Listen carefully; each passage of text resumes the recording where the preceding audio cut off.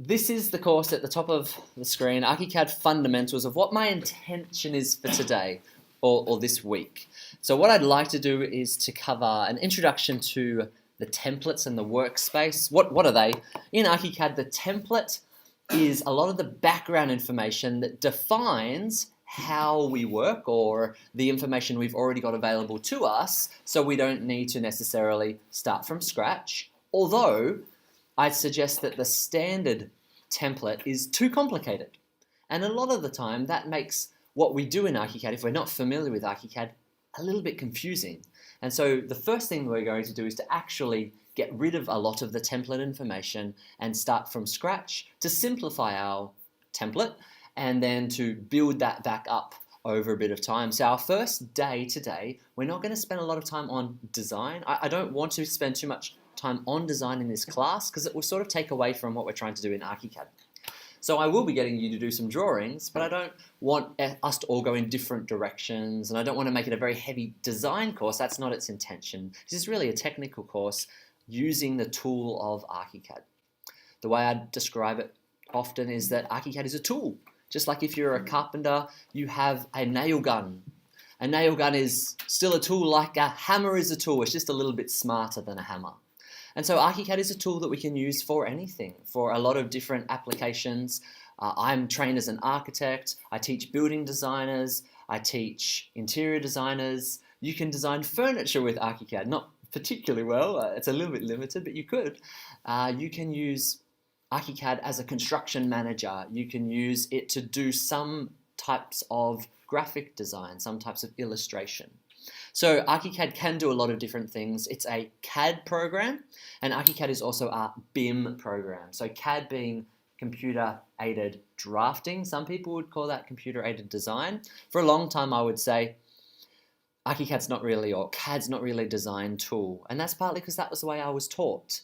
You don't design on CAD, you design on paper. And I still do that. I still agree with that to a degree. But the better the CAD becomes, the more we should be able to do some, maybe not all of our designing, but some of our designing in a CAD program.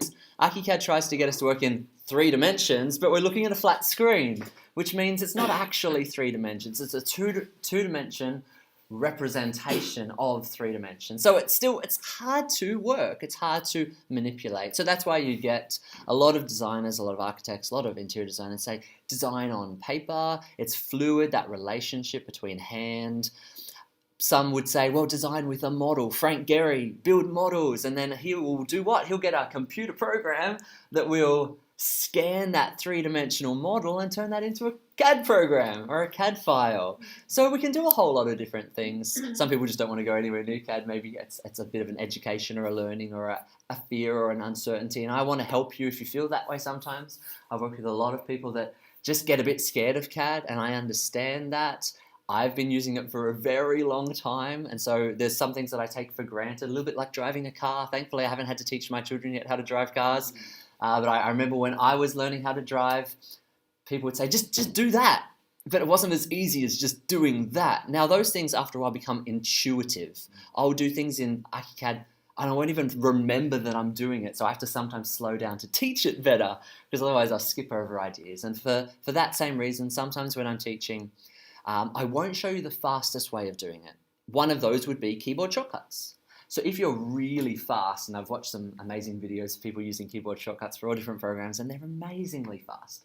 I don't use a lot of keyboard shortcuts, because if I'm trying to demonstrate it to you, you can't see what I'm doing.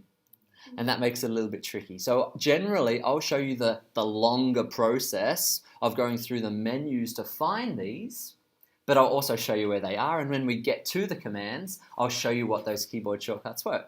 So you might want to jot them down, write them down as we're going, as we talk about it. So taking notes, I would highly recommend.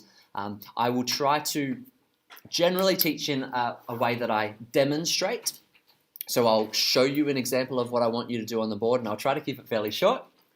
And then I'll come and assist you to do that individually. And if I feel that maybe I went too fast, or maybe I tried to cover too much and people feel lost, then I'll maybe demonstrate something of a small component of that again for everyone. So that's the way that I'd like to run this course. Now, if you have a look at those lists, intro to template and workspace, starting from scratch, I'm going to assume that you all have no experience or very little experience in ArchiCAD. That's the intention of this course.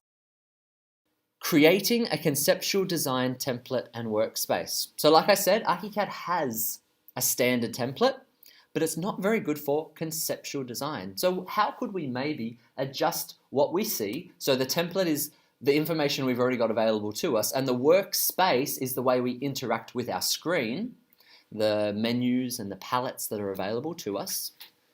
How can we do that to make designing, conceptual design in ArchiCAD better? And hint at mostly simplifying it, because often it's too complicated. The next thing we'll have a look at is how to use 2D tools. Why 2D tools? Because 3D tools are just more complicated, right?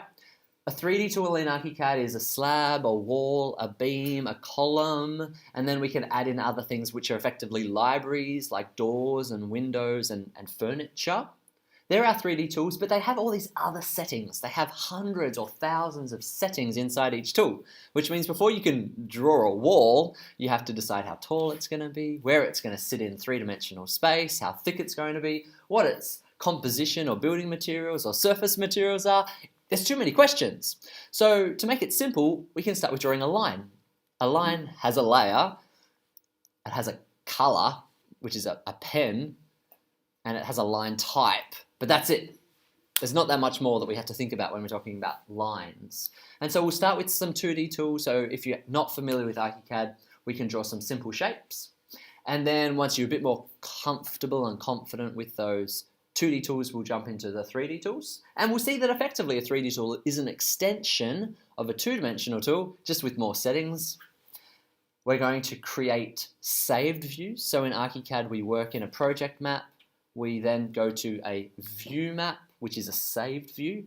We go to a layout book, which is a piece of paper or a page inside the computer. And then finally we publish, which means we take whatever drawings we've created and take them out of ArchiCAD. So we could literally print, or we could save them as PDFs, or other types of files like DWGs or BIMX file. This isn't a course that requires you to submit projects, but I want to help you to feel like you've accomplished something through it, and I can give you feedback as you're going as well to make sure that you're heading in the right direction and you don't have any questions. So if you want to take notes while I present, just for now I'm going to get you started to open up ArchiCAD, and we can go from there.